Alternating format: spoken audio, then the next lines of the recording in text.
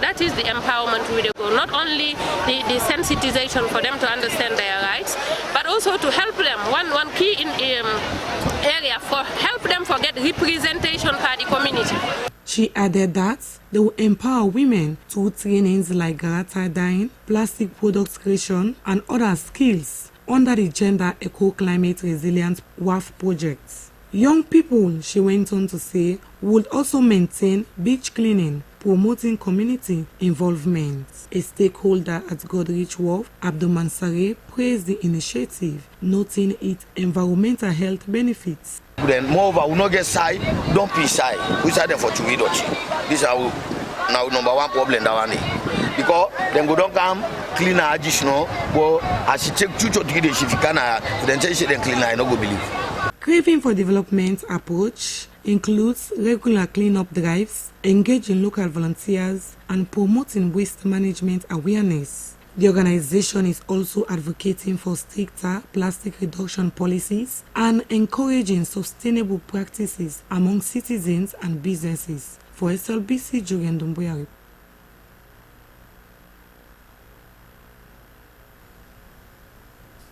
The right and protection of children is an important aspect in a country.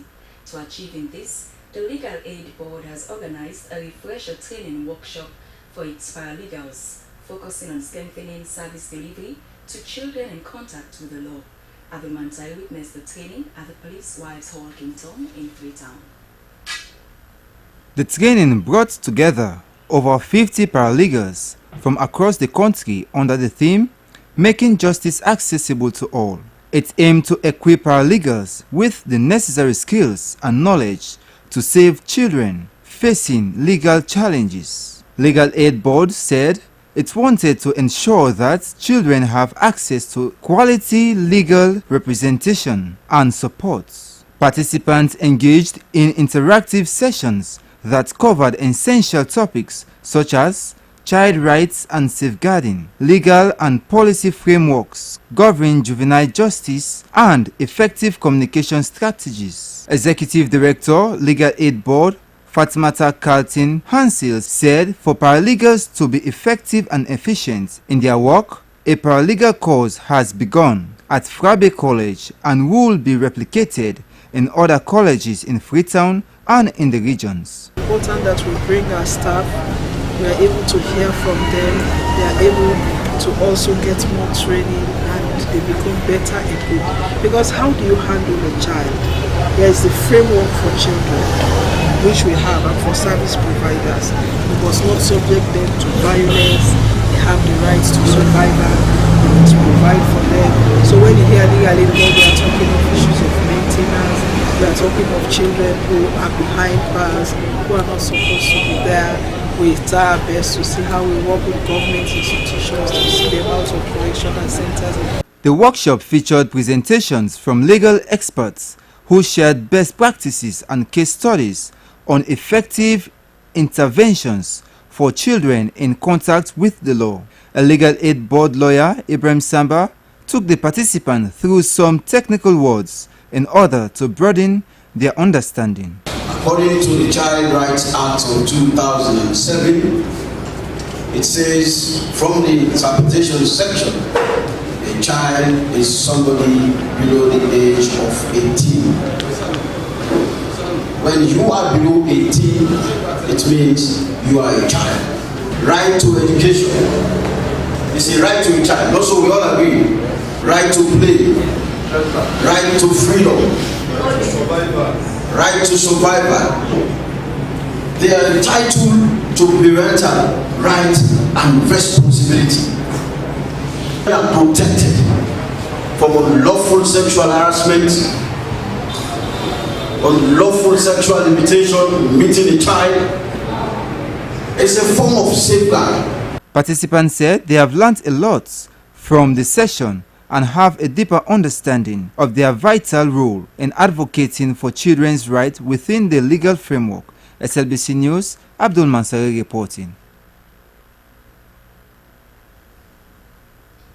The Sierra Leone Police Authority with the Sierra Leone Police has embarked on a demolition exercise along Kenema Road Junction in Freetown aimed at curbing illegal encroachment and promoting road safety. Aminata Fofana tells us more.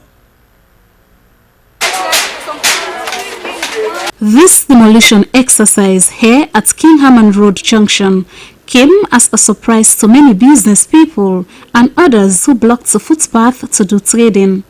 However, the head of assets at SLRA, Engineer Tommy, said several engagements and warnings were sent for them to stop occupying such restricted area for trading. He said the public safety was a priority to the SLRA. We started that exercise in 2021. I think we informed them well enough with letters. Of course, our norm is we'll give them 3 letters, which is the normal procedure to go by. And we will come with a vehicle, with the police. We did parade and we informed them a lot. So in the city of Freetown, I think this exercise was well carried out by informing them. If you check the management department, of course you will see evidences of correspondence that we are giving to encroachers that have been squatting along the corridors of Freetown since that day. And to this moment where we are doing this clearing works, we have also added the sensitization and inform everybody that you see along the road that we are going to remove them. We had that information cascaded down to everybody that sits along the corridor. So if you... Many of the traders were in tears as they gathered what they could lay hands on. They claimed that the lack of adequate market spaces resulted to them doing businesses on the road as there were no alternatives for them to do business. They also alleged that no formal notice was given prior to the exercise and the only means of survival was their business.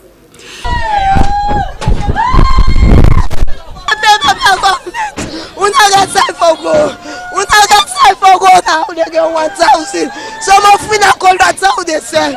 We don't so they take care of we. Now no one will ever forget. But we don't like that see for me. But we don't plead. We don't plead for me to have mercy upon me. They can't put me here. But our government should not be for good. The situation has sparked a mixture of reactions, while some residents support the move as a necessary step toward urban development and safer routes. Others sympathize with the traders, citing the harsh economic conditions that make small-scale trading a vital source of income for many households.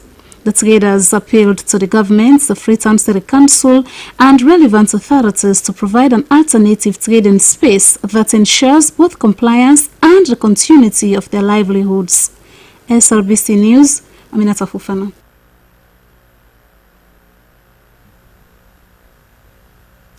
A community in crisis, that is how residents at the back of Old School Hill Station community described their current reality. They said increase in drug intake among youth and water scarcity were among the challenges they face. Our reporter Nandela Tawanka reports. This is the Washka area at Hill Station community. It is one of the emerging communities with increasing population. The bridge that is under construction will soon solve the challenge of not accessing the other parts of the community whenever it rains heavily. Government and community people are partnering to ensure its completion. The main road leading to the community is also in a deplorable state. The second constraint we are facing is the road, but currently the bridge is the major concern, and the government, which is through SLRA, they have given this contract to Sikon, and Sikon have started working on the bridge currently. We need more security within the environment. We need water. Some have died. We have lost a lot of prominent young men as a result of the drugs. You know, there are people who are still selling it within the community. You know, we are facing those challenges. We have lost a lot of good relations within this community. Amidst the latest developments, the increase in theft cases and drug abuse among young people have become serious concerns for residents in this community. Chair Lady of the Washka community, Aisatu Sise, also expressed her frustration on the situation on the increase in kush drug in the community, while making allegations against some police officers' involvement in the drug trade. The place they be here, the cartel they be here. These smokers are everywhere. But what hurts me most is that some police officers are involved. So how can we report a problem when the people who should help us are part of it? Then they now with the bobo then they smoke. Meanwhile, some of the boys involved in the taking of kush drug made similar claims against some police officers who raid them frequently. Now kush no more with the smoke from morning 10 to night, kush no more. The police come to raid our areas, but they ended up taking the kush from us and let us go. It feels like it has become a new business for them. In response to the allegations, the deputy head of media, ASP Muhammad Bobsisenu, says the management of the police will take the matter seriously and will do an in-depth investigation on such allegations. Inform the management so that we'll weed out those unwanted police officers. We are going to use this as management information. From here, I'm going to talk to the LUC, inform the LUC about the behavior or conduct of some of those police officers, and even the area identified will now be used as a test case to see what mechanism the SAP will put in place to ensure that that place identified as a meeting point for smokers or any other narcotics is been taken off. Residents of Hill Station Washika community are calling on the relevant authorities, including civil society, to act fast before the situation gets out of hand. SLBC Newser, Nandewa Toronka reporting. The organization Little Steps has handed over a 3-classroom building to the Kawa community in the Koinadugu district. The school is the first in the community for several decades. Hassan Kamara reports. Classroom building, already boosted with furniture and hygiene facilities, would serve at least 7 communities in the Bonkoba Kayaka chiefdom. In addition to the celebration and warm welcome of patrons, stakeholders of the chiefdom said since the end of colonialism, it was the first vital development to touch the ground, describing it as not only suitable but also a gateway for elevation. They said they would exercise their roles and responsibilities by sending their children to school, monitor and support its operations as required. The Paramount Chief Bonkoba Kayaka Chiefdom Almami Fana Toronka III expressed gratitude to Little Steps for their intervention, adding that their determination would not go in vain. He said being passionate about education, he would regularly consolidate with the stakeholders concerned to keep the school at par with others in the district. Said they can call the elder, una sit down together, una talk together, una plan together, then una go work together. Me hand in at this school, till I die. Ishmael Kale is the head teacher of the school. I began at this place, na Bafa. I started small Bafa. First of all, I started for 25 speaking there. As I see, I got to 54. Why I started the academic year with, so I begin for Endra. Now, I get over 125 speaking there now. And I hope say, come September, this school year, I will get more than that. Founding manager Little Steps, also indigene of the district, Peter Bayuku Conte, said his drive resonated with the national anthem, which emphasized patriotism, respect for the law, and promotion of the common good, stressing that education formed core parts of their goals. This school that we are here today to inaugurate at Kawa village, Bongobo Kayaka Chiefdom, Koinadugu district, well, was really funded by a friend in Italy based in Rome by the name of Mr. Luigi Petrucci, who funded this project through Ponte di Speranza in Milan, and then, of course, they transferred the funding to my small NGO called Little Steps. So we started this particular project about 3 months and a half ago. So there you are. 3 classroom structure with an office and a store, a water well, and toilet facilities for the kids. Well, it is my hope and wish that government will take ownership of it. I have, on behalf of my organization, handed it over to the Catholic Church to run it on behalf of the government of Sierra Leone. Mr. Bayuku Conte said if all would put premium on education, food security, roads, energy, justice, health, corruption, amongst others, the country would be better off and be able to compete with developed countries. Yusuf Abdullahi Kamara, Deputy Director of Education, Kwenadogo District. And we've committed ourselves to try to approve the school, and we bring teachers. And as you already witnessed, I brought some amount of materials for them to get a start up. Representative of the Teaching Service Commission, Abu Conte, also pledged their commitment to making sure qualified teachers were brought into the system by giving them PIN codes and from time to time offering them the opportunities for trainings and promotions. The Catholic Mission will lead the running of the school. And on behalf of the Education Secretary, Wena Father Peter Momo Masare, on behalf of the Bishop of the Diocese of Makeni, we accept to lead this school year for the best way, according to your knowledge, understanding, and strength. Now, please, thank you. Little Steps NGO was established by Peter Bayuku Conte after the Civil War as a contribution to the peace process and reconstruction. With support from Italian friends, they have constructed 10 primary schools, 1 secondary, 3 health centers, several water wells, granted tens of scholarships and facilitated free surgical operations of the poor in Falaba and Kwenadogo districts.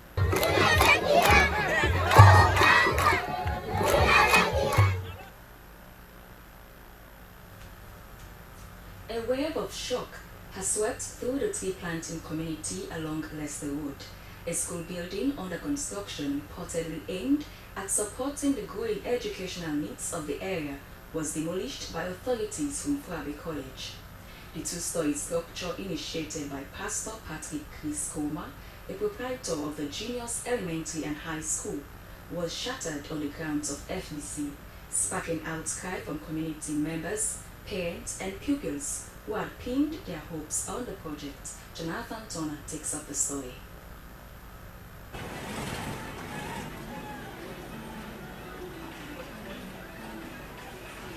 This is what remains here on Freetown College grounds, following the demolition of a school building under construction, which belongs to one Pastor Patrick Koma.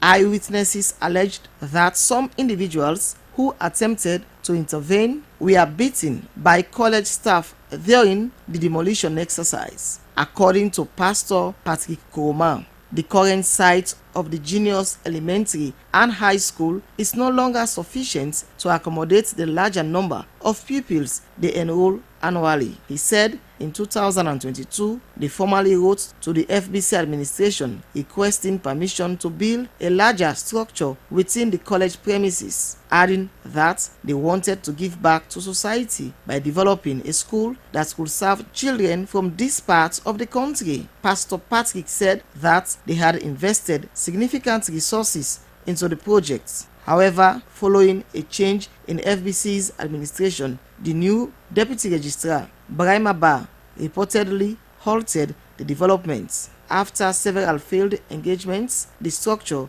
was demolished. Pastor Patrick further alleged that he paid some significant amount of money to Brahima Ba in exchange for documentation that will allow them to continue with the school projects. To the assets and the estate.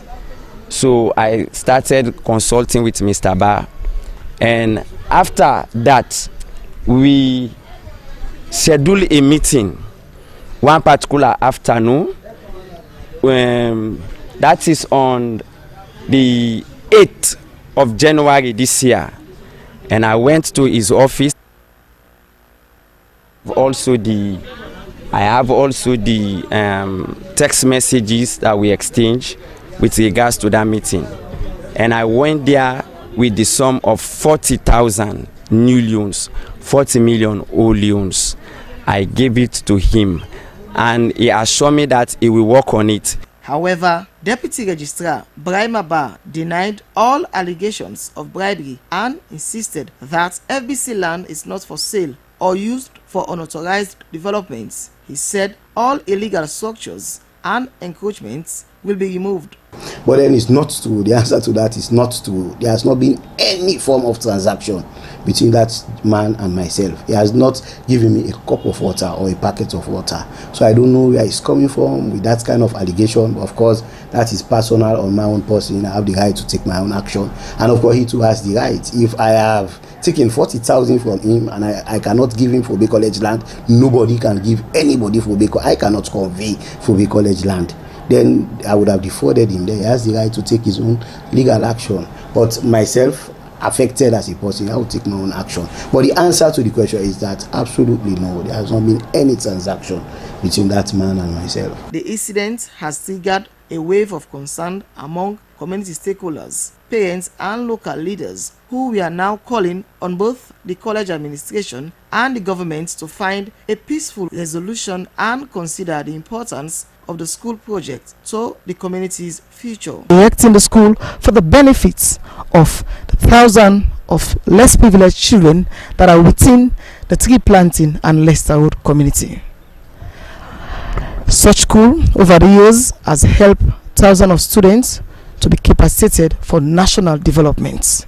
Pastor Chris is calling on governments and other state apparatus to help salvage the situation so that they will continue to build the school and help thousands of students to learn better and quality education for national development. Meanwhile, the FBC administration has reiterated its stance, vowing to continue the demolition of all illegal structures on its land. For Slbc News, Jonathan Turner reporting.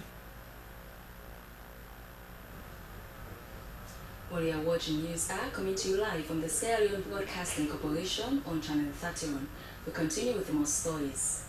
Fire has engulfed a 6-room apartment located at Blackhall Road, Ashobi Corner in Freetown, reducing it to ashes and leaving residents in despair.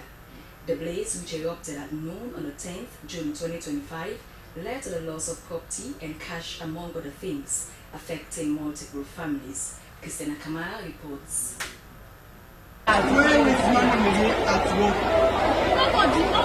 Victims of the fire gathered outside the burned remains of their homes, crying in agony as they recounted their traumatic experiences. They alleged and pointed the cause of the fire to faulty electricity from the Electricity Distribution and Supply Authority, EDSA.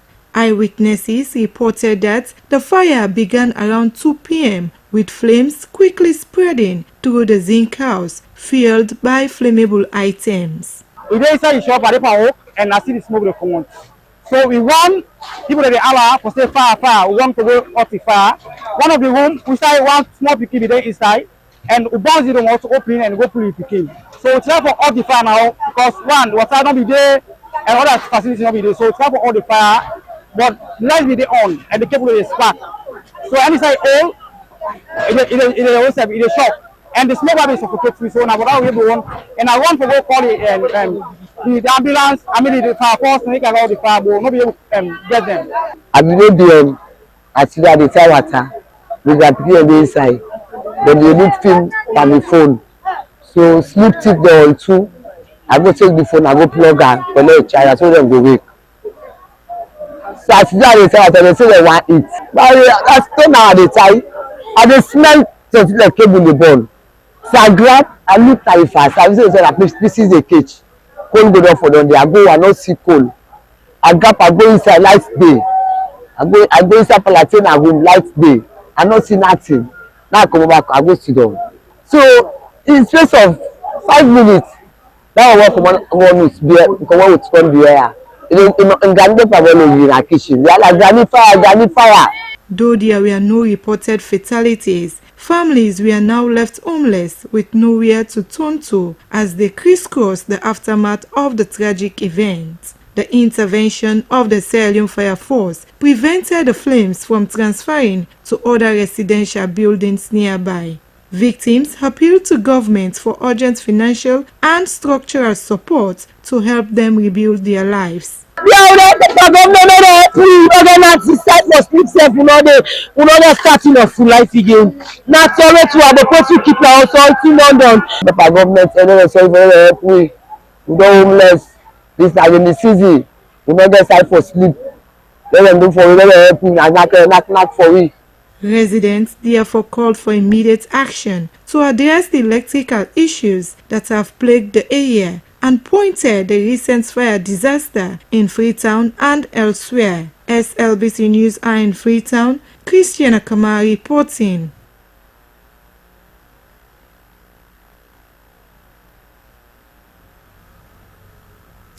The Ministry of Energy has in a press statement told citizens that the government was in conversations and negotiations with the car partnership with a view to agreeing on an extension of the existing contract for a period not exceeding a year.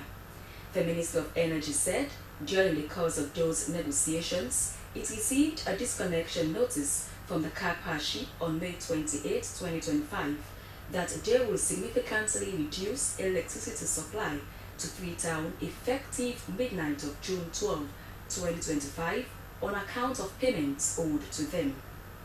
The ministry, however, noted, despite the notice of disconnection, the car partnership made a commitment to maintaining a 6 megawatt supply of electricity for essential services and to critical facilities like hospitals. Notwithstanding this development, the ministry assured the public, particularly residents of Freetown, that it has taken steps on the instructions of His Excellency President Julius Maada Bio to mitigate the impact of the reduction in power supply to Freetown.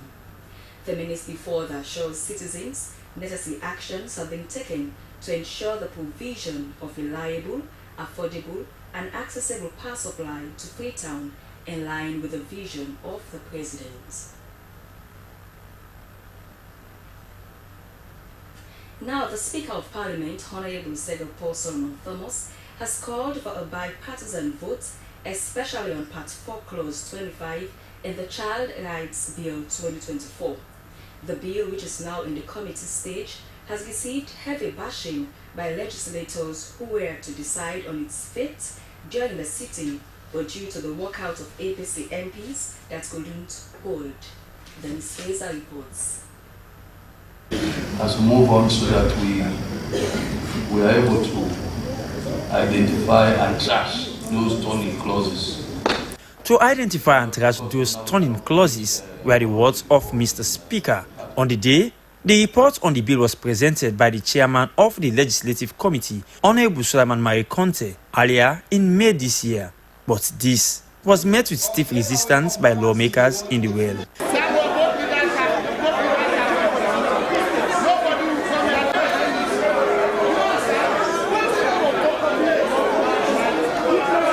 The situation was not different from Tuesday, June 10 sitting, in which members of parliament continued in resisting Clause 25, relating to harmful traditional practices against a child.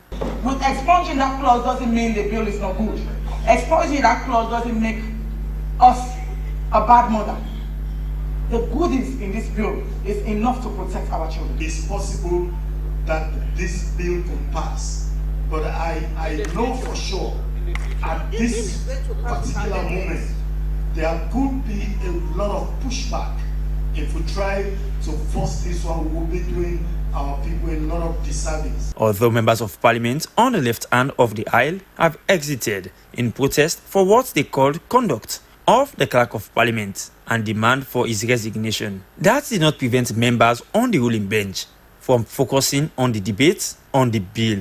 This legislation seeks to protect minors from social issues such as child marriage, protection from all forms of physical violence, protection from psychological and emotional abuse, protection from harmful practices, and others. What we are saying is how to protect our children that are below age 18 years. And already the Honorable Member of Parliament also said that in 2015 there was a signed communique, and it's with that signed communique that we operated. And this is why we brought this bill that is also stating that no child under age 18 years. It means somebody above 18 years should be the one that is subjected to FGM. In the end, the Speaker of Parliament, Honorable Senator Solomon Thomas, called for a bipartisan vote, especially on Clause 25 in the Child Rights Bill 2024. I wanted us to stick a pin at 25 but you can hear the House. And so, according to the House, we should wait for the full Constitution to put 25 to vote before we proceed. The bill is still in the committee stage of the whole House. SLBC, Dennis Fraser reporting.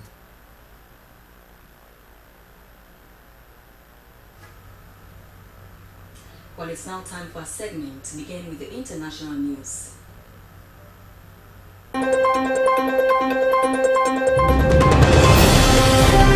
Hello and warm welcome to the International News Summary with me, Esther Sako. Days of unrest were sparked after federal immigration officers arrested large groups of unauthorized immigrants in areas with large Latino populations. Rallies have since taken place from coast to coast, with more planned over the coming days. Thousands of protesters gathered in Lower Manhattan on Tuesday. The New York City Police Division (NYPD) told the BBC that multiple arrests had been made at largely peaceful protests. Mayor Eric Adams said protests like those in LA were unacceptable and will not be tolerated if attempted in their city. LA is not the only California city that has been demonstrating. Thousands of people have protested in San Francisco, and more than 150 were arrested after a demonstration near another IC office turned violent on Sunday. Togo's President Faure Gnassingbe is facing growing pressure following a government clampdown on protests, calling for his resignation over recent changes in the constitution that could effectively keep him in power indefinitely. Activists on Tuesday condemned the arrest and alleged maltreatment of dozens of people following staged protests late last week in Togo's capital Lomé and on social media. The Togolese leader, who has ruled since 2005 after the death of his father, was sworn in as president of the Council of Ministers in May. The powerful role has no official term limit and is eligible to be re-elected by Parliament indefinitely. Opposition politicians have denounced the move as a constitutional coup. Around half of 80 protesters who were arrested were released late Monday. However, at least 25 remain in custody, a local rights group said, urging authorities to release the others. And finally, the Northwest Provincial Authorities said no family members came to claim the 30 bodies. More were expected to be buried in the coming days. In total, 78 corpses were recovered during an operation to get illegal miners, also known as Zama-Zamas, out of a decommissioned gold mine in Stilfontein, southwest of Johannesburg in January. Most of the miners hailed from Zimbabwe, Lesotho and Mozambique. So far, only 25 bodies have been claimed and handed over to relatives, according to the province's Department of Health. The province explained that the law only allows it to keep bodies for 30 days, after which they are interred as unclaimed persons. South African authorities were accused by activists and rights groups of using starvation to push the miners out of the pit where they had barricaded themselves. That's it for International News Summary from the Sierra Leone Broadcasting Corporation. I am Esther Sako. Goodbye.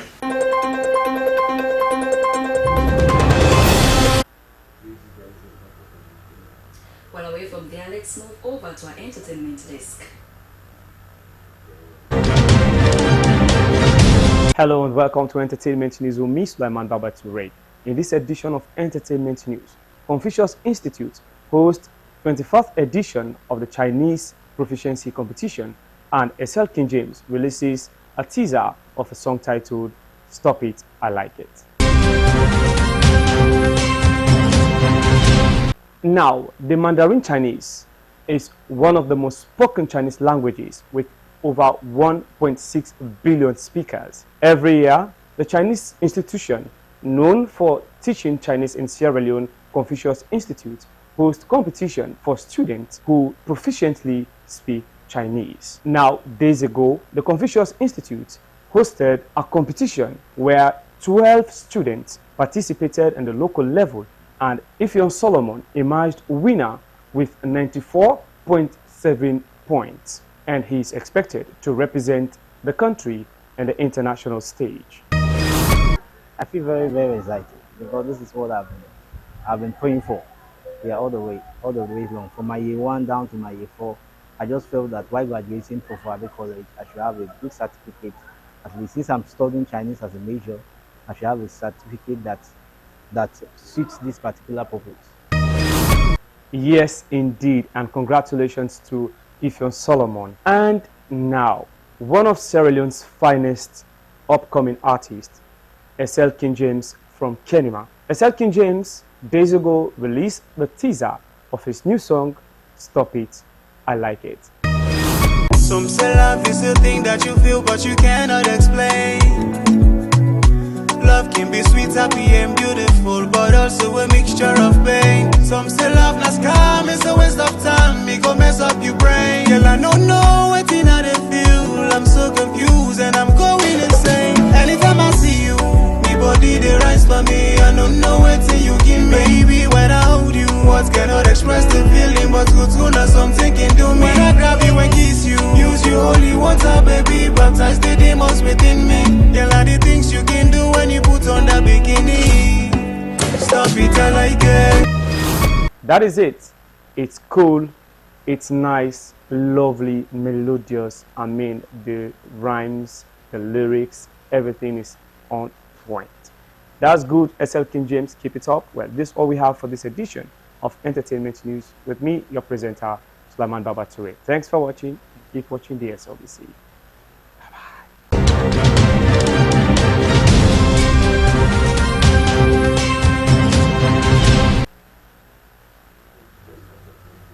And now for our final segment, let's join our sports desk for some latest updates.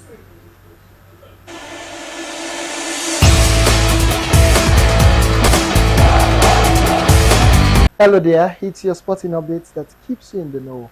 Historical moment for Sierra Leonean football. Sierra Leonean female referee Aminata Fuller has been selected to officiate in the WAFU competition that is slated for Morocco this July. She is super excited about this development and a big boost for Sierra Leonean football. Here is your update. A new wave of excitement is sweeping across Sierra Leone's footballing community. Aminata Fuller, the country's leading female referee, has been selected by the Confederation of African Football (CAF) to officiate at the highly anticipated Total Energies Women's African Cup of Nations (WAFCON) in Morocco. The prestigious tournament is set to kick off from July 5th to July 26th. 2025. This groundbreaking selection represents a monumental moment for Sierra Leonean football, as Aminata Fuller becomes the first referee from the nation to ever officiate at an AFCON tournament. Her inclusion on such a prominent continental stage is a powerful testament to her unwavering commitment, years of rigorous training, consistent high-level performance, and impeccable discipline on the pitch. Fuller's achievements extend beyond the AFCON call-up. She has recently distinguished herself by earning the prestigious title of the first ever Elite A referee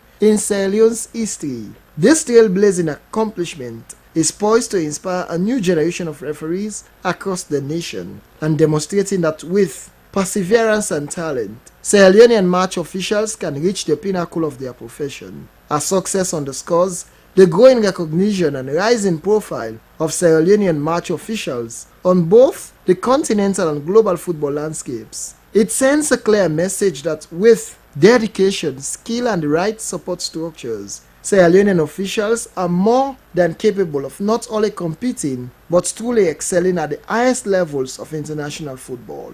The entire nation is now behind her to celebrate and wholeheartedly support the cause as she prepares to proudly represent Sierra Leone at WAFCON 2025. This is far more than just a personal triumph for Aminata. It signifies a monumental leap forward for football development and recognition within Sierra Leone.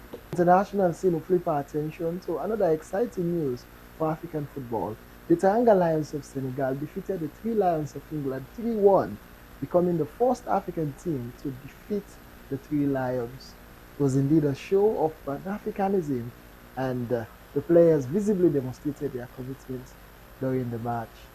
In a fascinating display of skill and tactical brilliance, the Teranga Lions of Senegal delivered a stunning 3-1 victory over England in an international match at the City Ground. This emphatic win did mark a historic moment for African football. It's Senegal's first ever triumph against the Three Lions, but also allows them to extend their incredible and global unmatched beating streak to a staggering 22 games. From the outset, Senegal showcased why they are considered one of Africa's powerhouses. Despite England opening the scoring through Harry Kane goal in the early minutes, the Lions of Teranga refused to be phased out.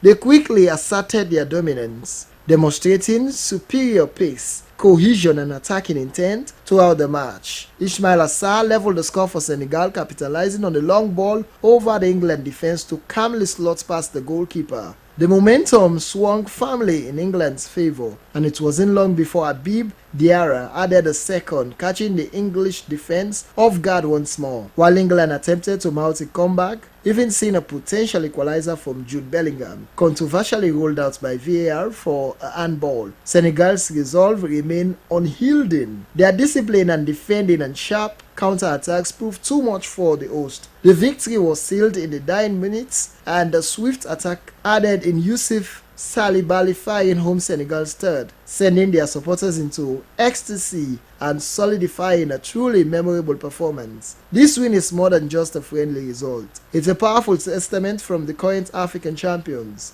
It further cements their reputation as a formidable force on the international stage and underscores the rising quality of African football. It's the African way and the Pan-African spirit as well.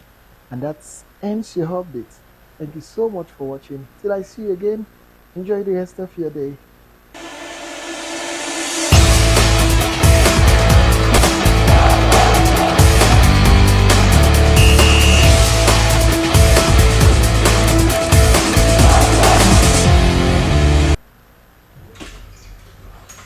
Well, many thanks to our sports desk. Now to end the news, the main points again.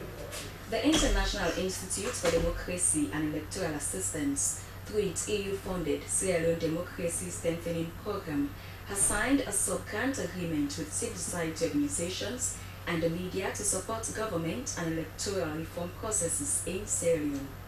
The Sierra Leone Roads Authority with the Sierra Leone Police has embarked on a demolition exercise along King Herman Road Junction in Freetown, aimed at curbing illegal encroachment and promoting road safety. And Executive Director, National Public Health Agency, Professor Fodisa, has said Sierra Leone have recorded over 3,900 mpox cases with 3,001 recovery and 10 deaths. He made this known to a team from the ECOWAS Regional Surveillance and Disease Control during a press briefing.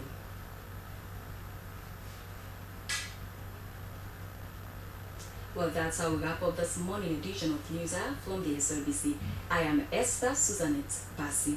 Thanks for watching. Continue to stay good.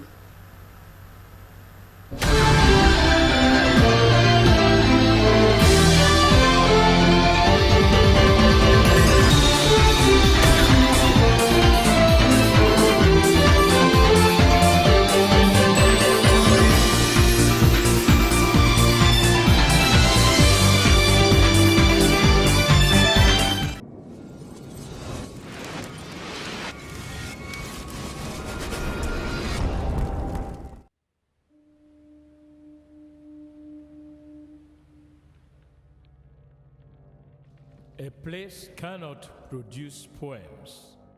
It can only not prevent them. And Freetown is good at that, for Freetown has its own sudden elegances. People are slow to leave it, quick to return. And there are others who come for a year or two and stay for a lifetime, sensing that they've found a city that is in the world, yet sufficiently on the edge of it to have a different resonance. Let me tell you something about this city. All of us, we're all just passing through, and we've all been here forever. Those who came, those who stayed, those who never returned. Tides turn, seasons change, we've waited and we've watched. But we've always been here. We've always listened, because there is a different resonance here. It comes from the river, and the land, and the sky. It's our place, all of us. This city belongs to everyone. And you know when it's your time. And it's our time. Listen, we are Freetown. The golden rules of Freetown. Don't pretend you're something that you're not. Don't go thinking you're better than anyone else. Or that anyone else is better than you. Don't shout about it. Get on with it. We are Freetown. Freetown. Freetown. Yeah. We found our voice again. I'm from India and Freetown. I'm from China and Freetown. I'm from the UK and Freetown. I am from Nigeria and Freetown. I am from home and Freetown. This city belongs to everyone. The fisherman, The taxi driver, The barber, the drummers, the dancers. all of us. All of us. Everybody. We are Freetown. The past is ours. The future is ours. It's our time again. and this city belongs to everyone. The playwright, The greengrocer, the teacher, the dog.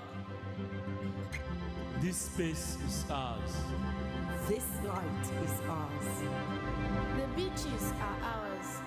The rivers now we own. The roads are ours.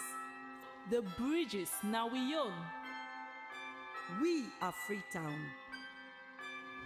We are all visitors and we've all been here forever.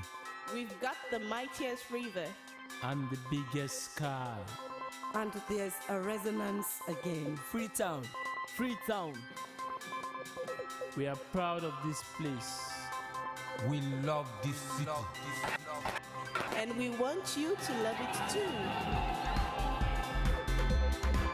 We are proud of this place. Na pass we all dey pass like stranger dem, but we all don't dare from tell.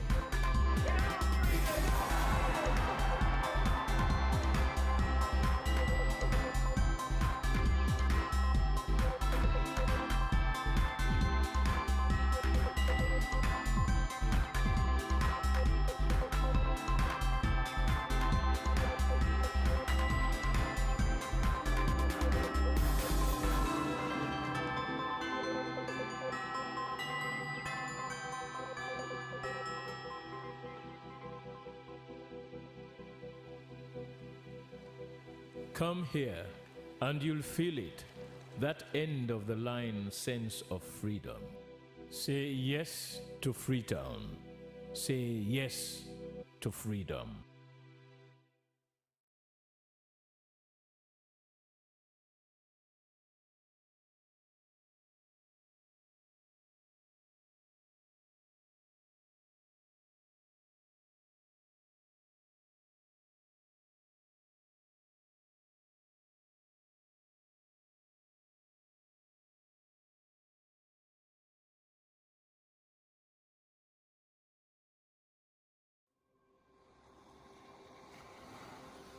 Discover Sierra Leone, a hidden gem of West Africa, where the radiance of life danced in harmony with the beauty of nature.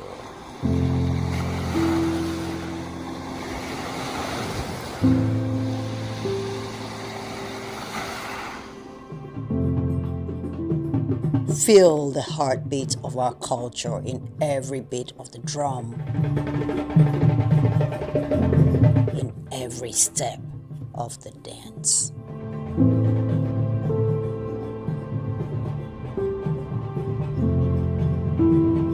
Experience the tranquility of our shores, where each sunrise brings new stories and endless possibilities.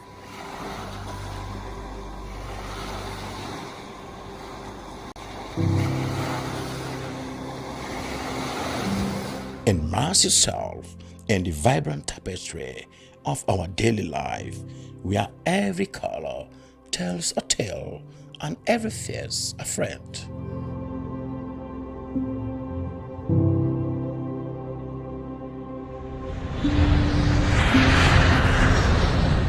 Come, be enchanted by the sights and sounds of Sierra Leone. A place where your adventure awaits. And memories are made.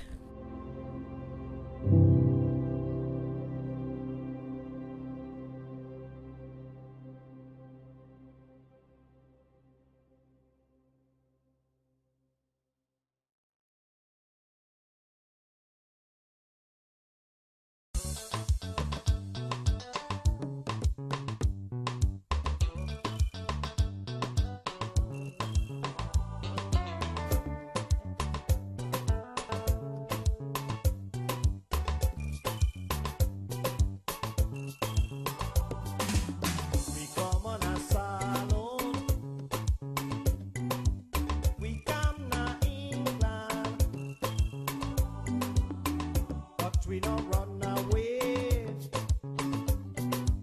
We come for better. We people they want for see what we they do. We people they want for know what we they say. Oh, we let we swallow.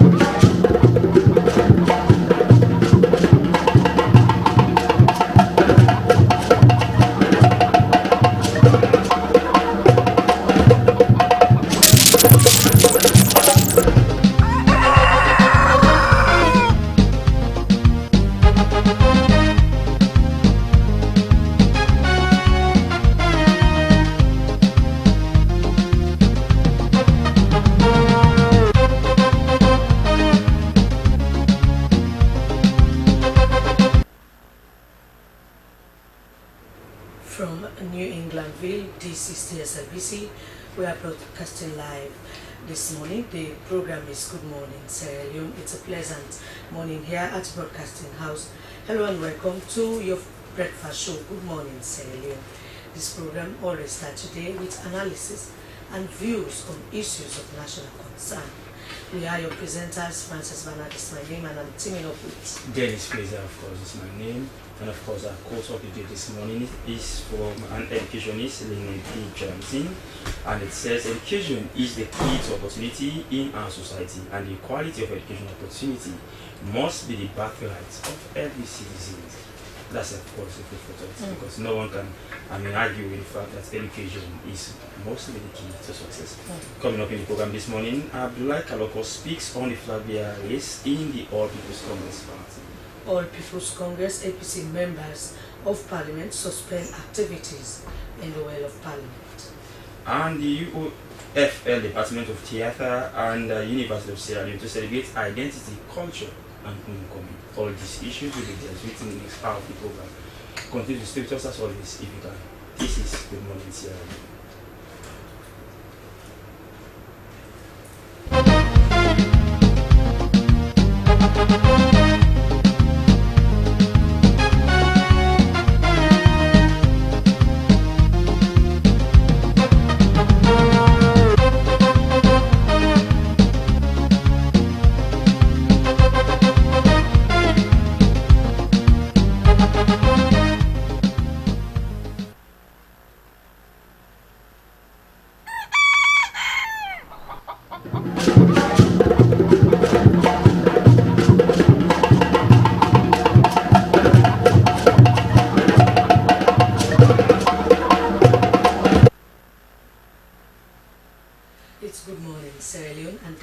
It's just a day to the SLAT election. Saturday, so we're going to say best of luck to all the aspiring candidates. And of course, SLAT is always a family.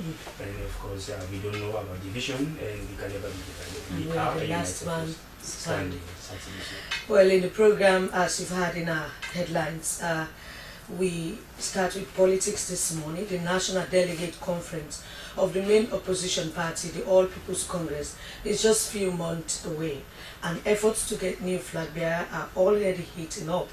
Several senior party members have thrown their hats into the ring, all vying for the party's flag bearer position.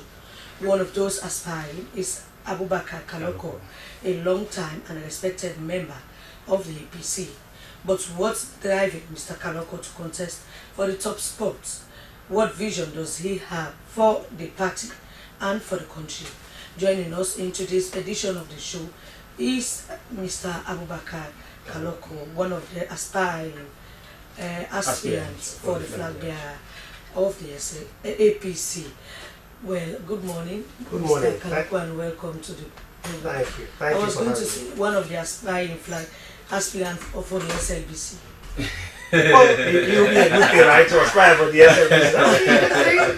But in this case, it's the All People's Congress. All People's Congress, yes. Yeah. So tell us, begin to tell us, of course, who is Mr. Abubakar Kaloko, and of course, I know you are not a notable figure within the corridors of the party, but for Sierra Leoneans watching you live. Well, most people know me as Lawyer Kaloko. That's what they call me. But I am a citizen of this country. I was born here. I grew up here, went to school here. I qualified here as a lawyer, practiced law here. I taught law at Probate College here. And so I am also a practicing lawyer in the United States. Okay. And a very, very, very, very, very senior member of the All People's Congress. Okay. Mr. Kalokwa, the APC has been in opposition for the past 6 or 7 years, and we've seen different people coming out to show their interest in aspiring for the flag bearership of the APC. How strong do you think you are as compared to the other aspirants like, what's his name? Bangura, oh, yes, Mr. Bangura, and Ibrahim Bangura, and Usman Timbo, the JFK. You also have Dr. Kaifala Mara. You have. The list goes on and on. How strong are you? Because yeah, of course. Jagaban, as much as you have been in politics, but if you compare to, if you are talking about popularity, you compare your name to those names. Yeah. One we say yours is relatively new or strange. Yeah, some people will say that, and that's acceptable. But let me preface my comments by saying all the names you've called and those you haven't called, highly qualified people to lead the All People's Congress. Okay. Great candidates. A lot of them are my friends. They're actually my brothers and my sisters, and they're doing exactly what we should do. Generate as much flair as we could for the All People's Congress ahead of the upcoming National Delegates Conference and the elections coming up. I am no different than everybody else that is contesting to be a flag bearer of the All People's Congress. One thing, I was asked a question surrounding popularity yesterday, and I said, yes, you made mention of that on our sister program. You have to understand the APC. I said that in previous comments. I said, let nobody not try for big past the APC. Do not come to the APC and think you're trying to make the APC popular. The APC is already popular. It's not a popularity contest. It's about representing the APC and what the APC stands for. So I am not into a contest of populism. As long as the APC chooses me and they raise my hand, I will become instantly popular because the popularity belongs to the APC. The APC is the most popular party in this country.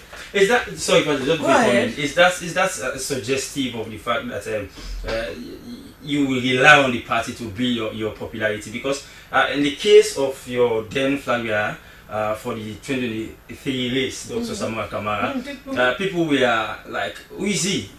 We don't know him, especially you sabi him, especially so in 2018. You know, a lot of people were skeptical as to his personality, and then it became a slogan. The more reason why you need more popularity, person, because if you know, I just want to reference when we were at the Catco Hall. You know, we had two teams. The one was in McKinney, and the others were at the Catco on Making. Yes, where the SLPP were holding their convention. When Samuel Kamara was announced, they said they were happy. They said he's a strange name. So the APC will not want to get themselves into such situations. So that's just suggesting that popularity counts. No, it doesn't. Okay. It does in a way. People think it does. Okay. So one thing I've always known, first of all, it confirms what I said a few minutes ago, right? If you remember in 2018, you sabi him, right? And this guy suddenly becomes the most popular politician in this country, right? Dr. Samuel Kamara. What does that tell you? That tells you before 2018, he was an unknown politician in this country. He was not known. But then the APC raised his hand, and all of a sudden, his popularity spiked from 0 to 110%, right? So it underscores what I just said. But I can understand if you're new into the political arena and you're coming into the APC for the very first time, you want to be known. Of course, you want to go around the country, people know you. I've been running since 2018, so I believe a lot of people already know me. Since 2018? Yes, and this is my third time contesting under the All People's Congress. So I rely on the popularity of the party. Secondly, let me make this point. So I am not one of those politicians who runs a primary as if I'm running a presidential election. It's not the same thing. You have to be strategic in your thinking. Don't come here and try to tell the APC I'm trying to make myself popular as if I'm trying to exert some kind of pressure on the APC that the APC should choose me because I am popular. Who do you think you are? It's about the APC. Right, let's not belabor on the fact that popularity, really, in your words, it doesn't count, but we know fully that it has a role to play. Continue to go deeper by selling your idea. What's the vision? What's the strategic vision does Lawyer Kaloko, as for the All People's Congress Party?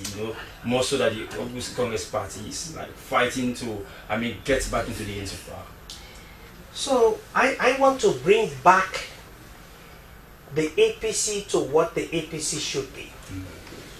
I hate to say this, but I feel like over the years we have strayed away from the core value of what the APC actually is. People keep saying the APC is, we are social democrats. But then we need to define what social democrats means. Everybody participates, everybody gets a voice, everybody gets to benefit from governance. Everybody gets a chance to participate in governance. And that's what I'm bringing in. A strength in understanding what it means to be a social democrat, understanding the core values of the APC, the ethos. Understand one thing, if you're a leader of the APC, you are custodian. You're a trustee of the mantle of leadership of the party on behalf of the people. Secondly, I come here as a unifier. Now, by the way, the slogan, the unifier, belongs to my friend, my great friend, Dr. Richard Conte, very qualified to be president as well. But what I say here, I come here as a unifier, small u. I am coming here to bring this party together. If you notice, you guys have not seen me participate in the vitriol and the hate and the pushback and the criticisms and everything else that does not augur well for the democracy of the APC and our country. I know they cause forcing in Mama. I know they fight with nobody. I know they criticize me comping candidates. Now open. This is not a bloodbath. It shouldn't be. But again, everybody else, and I'm not going to paint everything with a broad brush. I'm not going to, but most people are engaging in vitriol that is anti-APC. You know why? So, Mr. Kaloko, many people will be asking, especially those in the APC, where have you been when the APC has been struggling, when the APC had difficulties, in opposition? Where have you been? So let me answer the question. I've always been a member of the APC. I live in the USA. Okay. So I've been a member of the APC in the USA since 2000. So I put my money in there, I make contributions to the APC here, the national office here, but then that's not the issue. Let me say something. I am asking aspirants who are running now, where have they been when the APC ceased to exist as a political party in 1992? Some of them are my age. There was a time in this country, APC is in opposition now. It's not hard now. If you grew up in this country, you will know, if you're a true APC, you will know when we say the dark days. You will know what it means by the dark days. Those were the days when APC stalwarts were arrested, some were executed, and the APC was banned as a political party. We never existed as a political party after 1992 when we were overthrown by the NPRC.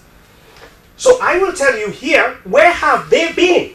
When in 1993, I was a young lawyer representing APC stalwarts during the NPRC commissions of inquiry. Where have they been? When, as a young lawyer, I was representing the APC to recover what today is the national headquarters of the APC, and this was just in the 90s. Right, so maybe, what should have been really the question? Because you are spotted on our morning coffee program this morning to really be suggesting some of these points you have been pointing. Maybe what should have been the question is, what have you been doing, or what role have you played you know, insofar as, I mean, bringing together unity in the All People's Congress, because we know, of course, since 2018 how divisive the party has been, and of course the internal rancor within the party. What has been your role, you know, insofar as bringing unity in the party? So the very first thing I have done, that most people wouldn't see, you have to be very smart to see it, I have stayed away from the pettiness that has come to engulf what's going on in the political climate and environment. I've stayed away from being petty. I have stayed away from the infighting. Okay. That's one thing that I've done for the APC. People do talk to me and I say, well, no. Okay. And I've also tried to engage my co-aspirants to understand that we need to partner. So Lawyer Kaloko, don't you think people, delegates will be voting? Because this has to do with delegates. It's a delegate election. It's one of the most crucial elections across the world. So now you have people who will be voting. Don't you think they will say, okay, these are the people who stays in the US or other parts of the world. The diaspora. They stay there, and then when it's time for elections, they come to Sierra Leone just for them to get position and rip off the country, and then at the end of the day, they will go back. It's very unfortunate. This is something I thought about yesterday. Salon people therefore be grateful to diasporans. But for us, most homes in this country would not be running.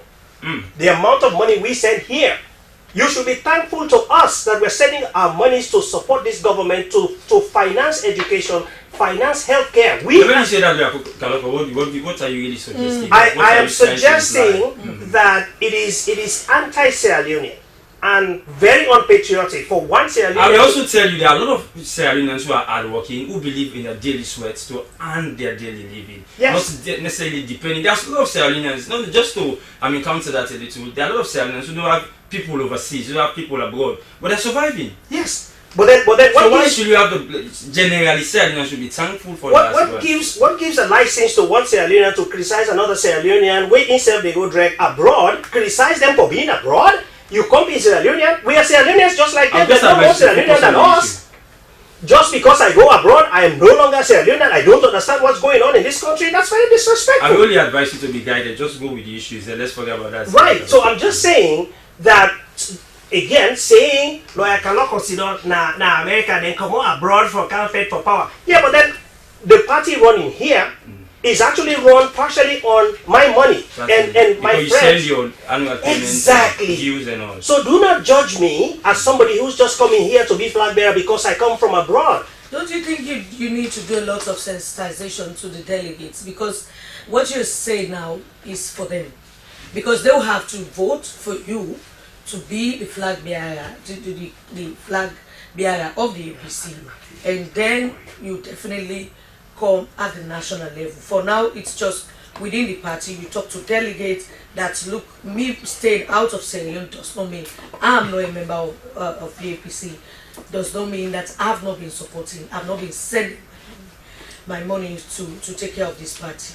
You need to do a lot of sensitization. You need to trust the APC. Don't underestimate those delegates. Are very smart people.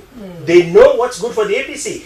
The popularity contest does not sway them. People think just because you give money to delegates they're going to vote for you. The APC is much more than that. Alright, continue to stay with us in the program is lawyer Abubakar Kaloko, and of course an aspiring candidate for the flag bearership of the All People's Congress Party. You know, Francis, he reminds me so much of Dr. Kandi Bunkela.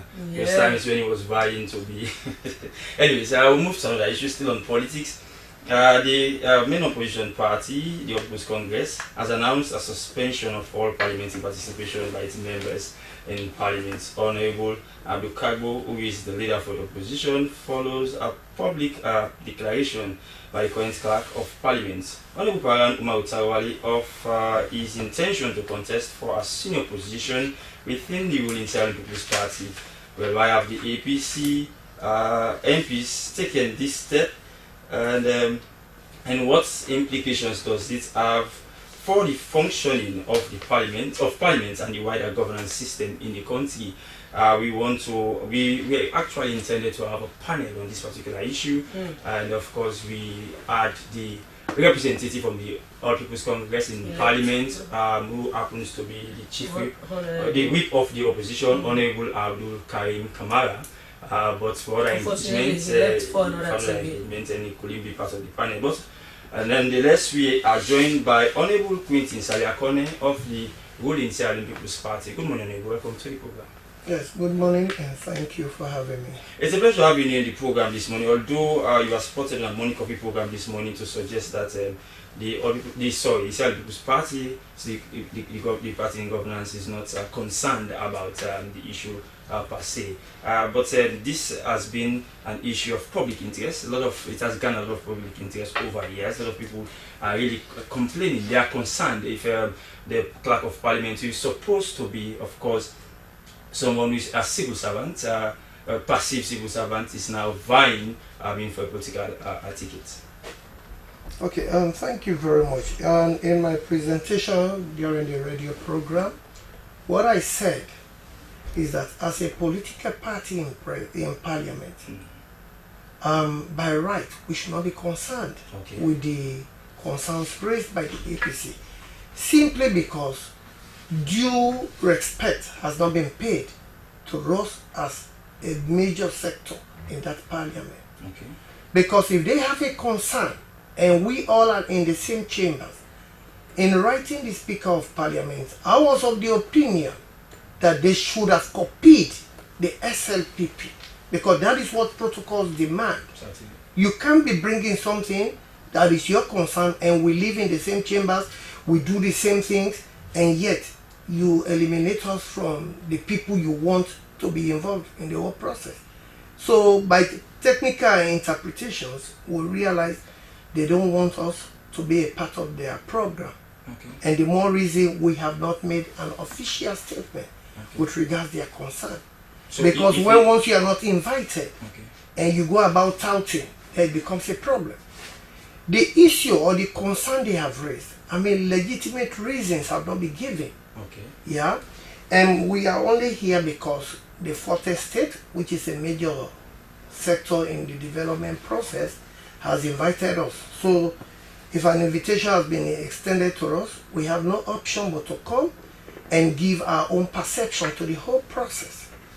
It was on Thursday I think, when the leader of the main opposition came up with a proclamation that they are suspending the activities to the people of Sierra Leone, because suspending your activities in the parliament technically means by extension you are suspending your contribution, your service to the nation. But should we also put that in context, in as much as you are putting it in that particular picture, but as well you know that it is not unparliamentary to stage parliamentary protest, as in though you abstain from parliamentary sittings because of a particular reason. We've seen that much of that been happening during the reigns of the APC, for example, when under the leadership of Honorable Bernadette Lai, we see how the SLPP back then in opposition will boycott parliament on the reasons they are dissatisfied about. Yeah, but not as frequent as it is happening now. Yeah, parliamentary boycotts are normal. They are part of the parliamentary proceedings. Boycotts are the best ways of expressing your anger or your concerns. But again, the rate at which members of the APC boycott parliament is so alarming, and to the extent that it might be interpreted as some kind of disservice to the people. Because if you perpetually suspend your service to the nation, and being honorable members, we should see ourselves as parents. And the people of the country are our children. They depend on us. They rely on us to make new good laws. And parliament is not going to stop because you have decided not to be a part of it. And so, if you suspend your service, and if we have, it is good that the SLPP is a very responsible party. Otherwise, that is going to be the time when very bad laws will be passed, or when things that will not be in the favor of the opposition will be passed. But as a responsible party in parliament, we have said, in fact, even on that day we had the Child Rights Act to pass. We had to, if you were in the chambers, or if you followed, we had to suspend proceedings because we realized the contribution from our colleagues will be very much vital. On harmful traditional practices. Thank you very much. Yeah. So that shows how responsible the SLPP is. Otherwise, let me go back to history. During the days when the SLPP was in the opposition, you realize laws were passed even at the last time, at the last moment when Parliament was about to dissolve. Yeah, and that was when very bad laws were passed. Even when SLPP walked out that very last day, SAPC still went ahead to enact those laws. Now, and those bad laws are still chasing us today. You agree with me, you are a very senior member of Parliament. You serve, I stand to be corrected, about 2 terms in Parliament. And of course, you are seasoned with in terms of the runnings of Parliament affairs, certainly. So having someone who is supposed to be an administrator of Parliament running under a political ticket, shouldn't that be a concern to the Sierra Leone People's Party? Let me say this, yeah? All of what they are bringing are just maybe things that have not been brought to us. I understand the point you are coming from, that it should be a concern to us, yeah?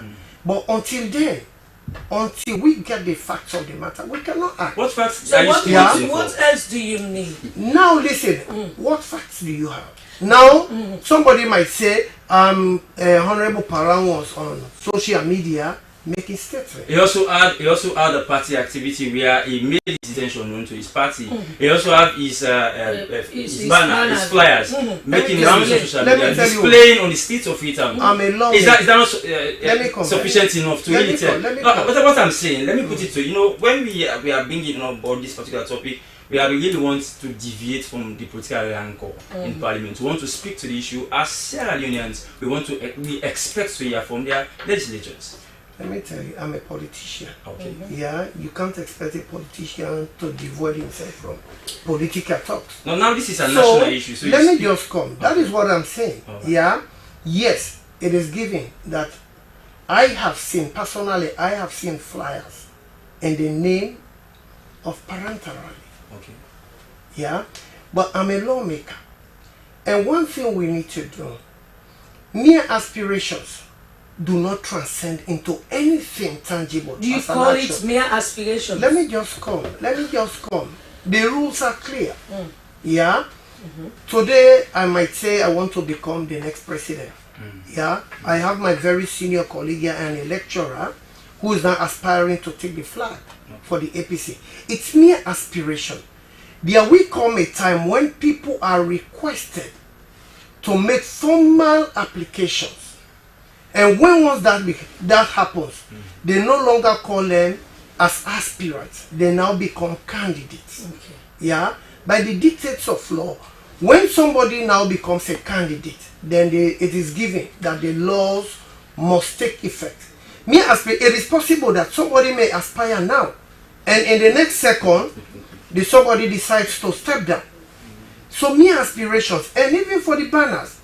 Do you know when I was contesting to become a member of Parliament in 2017, before 2018, people developed banners. People created banners on my behalf when I never knew about it. So mere banners out there do not mean anything. So that's just one of it. But the laws of Sierra Leone say that civil servants are typically prohibited from engaging in partisan politics while on duty, including campaigning, fundraising, and making political speeches. So this is just what the Constitution is saying. Yours is different, that people created banner, but there is a video making rounds where the clerk of Parliament in question declaring his intention. Okay, let me tell you. There is even though they appear to be the same, but there is a difference between who is a civil servant and a public officer. Okay. Yeah, and what the Constitution is saying is not talking about civil servant in the case of the clerk. It's talking about the clerk being a public officer. They almost bear the same meanings, yeah, but there are slight differences, yeah, because for you to become a civil servant, there are processes you follow for you to be recruited. You can become a public servant, but you cannot become a civil servant.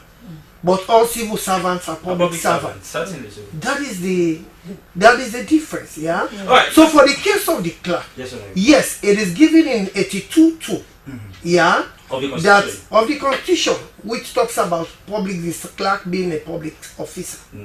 If you go to 26A(2), sub 2, it is also given. But again, I'm a politician, yeah. If that is what the Constitution said, and the Constitution is supreme, okay, then, and this is a concern raised by our brothers, yeah, yes, I must say it is their right to raise their own concern, because opinions are personal. What resonates with me might not resonate with you.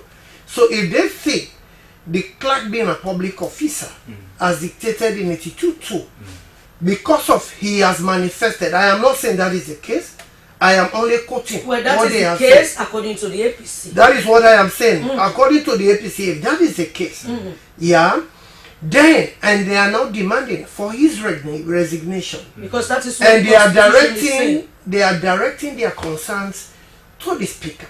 Yes, there is nothing wrong for them to direct their concerns to the speaker for the resignation of the speaker or the clerk. Okay. Yeah. But we must all know that 82(1) gives the president the expressed right to appoint the clerk. And he who has the right to hire has the right to fire. Okay. We cannot, let me just come. So I believe if that was their concern and it is genuine, then in writing the Speaker of Parliament, by extension, they should have written that we require audience with His Excellency, who is the president for Sierra Leone and not SLPP, by way of respect, because he only has that right to fire the clerk.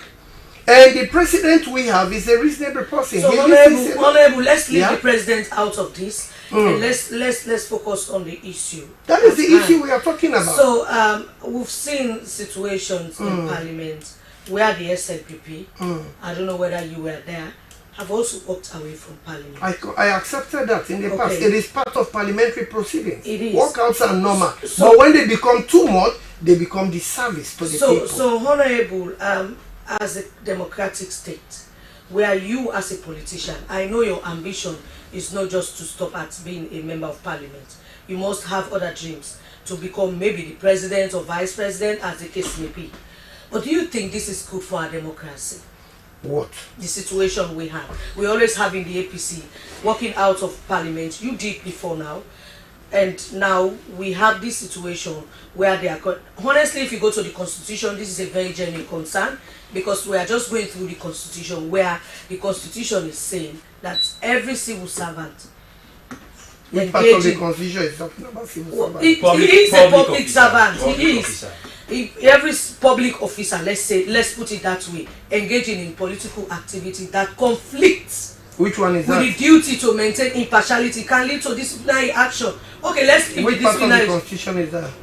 Go to the elections. The provisions. Just go to the provisions. For argument's sake, you add from. That is what the Constitution is saying. You add from the leader of the opposition, Honorable Abdulkabu, putting all the relevant provisions. You were there, and of course, the very first day he read, of course, their position on the clerk vying for a political ticket in his party, and of course, not less a person, but the leader of government business. Public elections Sam Martinuma stood up to say that is an issue for consultation, other than the APC saying they will take all the parliamentary actions. But that's something we'll allow you to respond to when we come back from the short break. But just hold. As a mother of the house, whenever I want to prepare palm soup, there's no need pounding palm fruit. All I need is Nkulenu's Ghana's original palm soup base. My soup is done, and its preparation, it is not difficult at all. Nkulenu palm soup base, it's easily done with no difficulties. Just take few ladles and your soup is done. And its flavor, it's amazing. This is Nkulenu's Ghana's original palm soup base. And this is Nkulenu's Ghana's original spiced palm soup base. Iron fruit and turkey berries are naturally added. Also available brown gold natural cocoa powder, sunny gold brown sugar, meat fufu flour, shito, pisa and moringa. All available at Nyami Ado Enterprise, 1 Lower Waterloo Street, Freetown. Inkulenu Palm Soup Base. Ghanaian original taste.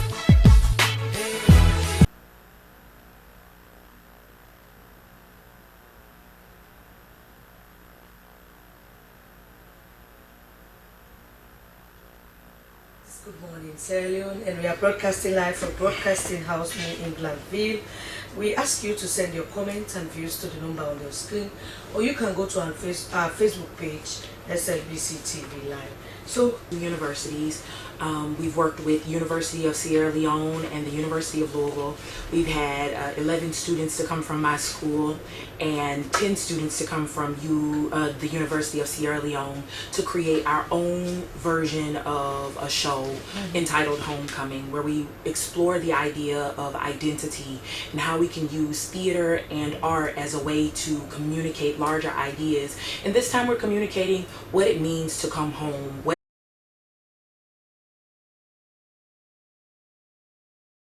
The election of Donald Trump, it has been a difficult situation for Africans. Are you basing this whole thing on what is happening around the globe, that Africans should be coming back home? Not just limited to the time now, but beyond the situation that we're in currently. You know, we can't control all of the things of our political climate, but what we can control is how, as an artist, we can continue to use our gifts and our talents to inspire people, to encourage people, to use that as a way to support the people when we're in need. We're going to get through the next 4 years, but we can't do it without the power of art. So how is it going to be attractive? Because the current generation we have, they have more time for AI and the other stuff. You know, for you to bring culture, then you have a lot of work to do. How is that going to be done? You know, we're trying to take to the social media outlets. We're trying to come to do interviews and things, but I hope that it's free, that it's accessible, and that it's exciting. The work that the students have done is incredible, and it'll be the first time that something like this has happened with these two universities. I'm hoping that it'll be a budding relationship, and so to be able to say that you were there to witness the inaugural event of this partnership, I hope you've connected the bridge between them, linking their roots. How has this been for you over the years, and how will that resonate with the show, the theater show on Saturday? Well, it's not over the years yet, but I came in 2023 to start that bridge, and this is my first time being able to bring any of my students. I hope to bring any of my students. I hope that it will continue every 2 years. I to continue to give back and grow as a person.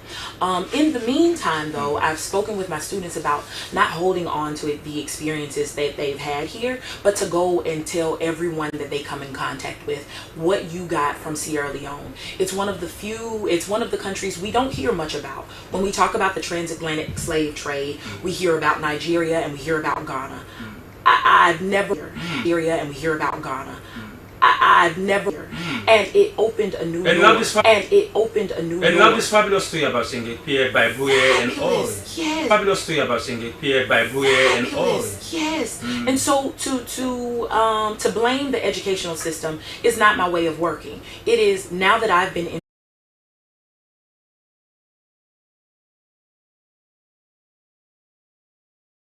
it didn't just come from anywhere. A lot of the moves that we've seen here is a direct parallel to some of the things that we do naturally, and we think we just came up with something, but no, it is related truly in our DNA to where we come from and who we are as a people. And so I think it's just a great experience of being able to have that dialogue. My students have now been here for 2.5 weeks. We have this last little section of the trip, but we didn't just do the touristy stuff. We were immersed with the people. We did community service. We got to meet all of the students. So it's been a life-changing experience. Okay, just before we move over to our other guests to wrap up the program, because we have to have outside broadcast being our live program, which the president is to be part of. Just before moving over now, close to us and not close to us is something that I don't like. I think it's very divisive. Politics in Sierra Leone should stay away from division. just because we're abroad does not mean we're not very close to them. You're making an assumption. We're very close to these delegates. No, I live it's in because America. you guys are busy people over there. You work 24 hours around the clock to really, pay your bills and all of those. But we have our brothers here who they resonate to us. We are just not suggesting. You're making an assumption there. But we're just making an analysis. I do not work 24 hours a day. I own a law firm. I am the lead, the proprietor of my law firm. So I have time 24 hours a day. I call people in this country almost every hour. So I'm in touch with them much more than you think. Okay. So I am in touch. I'm very close to these delegates. And listen, don't judge me that I live abroad, therefore I do not understand what's going on in Sierra Leone. So Honorable, quickly before we Doctor, quickly before we let you go. What new are you bringing on do you think? Yes, let me say this. We wish them to be in the chambers. Okay. And the more reason we suspended our last sitting, with the hope that by the next sitting, they will be with us. And if you heard what the speaker said, the speaker pleaded with them to stay. Their decision to move or to step aside was something they pre-discussed and decided upon. So it is them who want to go. We want them back because it is only when they are in the chambers that will be able to take proactive measures that will benefit the people of this country. Honorable, so we want them back.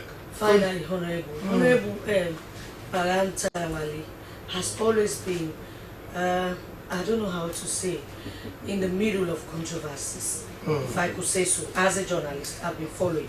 We had the issue of employment and not at Parliament, and now there is another issue.